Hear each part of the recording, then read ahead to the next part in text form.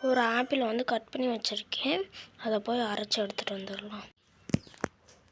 இந்த ஸ்பூனுக்கு 2 ஸ்பூன் மைதா, 2 ஸ்பூன் அரிசி மாவு, 1 ஸ்பூன் நாட்டு சர்க்கரை ஆப்பிளை சேர்த்து கிளறிக்கிற வேண்டியதான். ஆப்பிளோடு சேர்த்து கலக்கினனால இந்த மாதிரி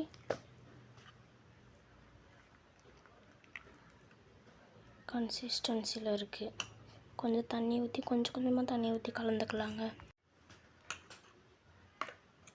இந்த மாதிரி கன்சிஸ்டன்சிக்கு நல்லா கலந்துக்கலாம். கொஞ்சம் தண்ணி ஊற்றி கொஞ்சமாக தண்ணி ஊற்றி கலக்குங்க. மொத்தமாக தண்ணி ஊற்றினீங்கன்னா அப்புறம் இதுவாயிரும். அதனால் கொஞ்சமாக தண்ணி ஊற்றி கலங்க. இப்படி ஃபஸ்ட்டு அடுப்பில் தோசைக்கல்லை வச்சு எண்ணெய் ஊற்றி சூடானதும் மாவை இது பண்ணிக்கலாம். வெந்ததும் திருப்பி போட்டுடலாம். பாருங்கள், இது என்ன கலரில் இருக்குது, வெந்துருச்சு. இது இன்னும் வேகலைங்க. அந்த மாதிரி வந்தோடனே எடுத்துடலாம். பேன் கேக் ரெடி ஆயிடுச்சுங்க.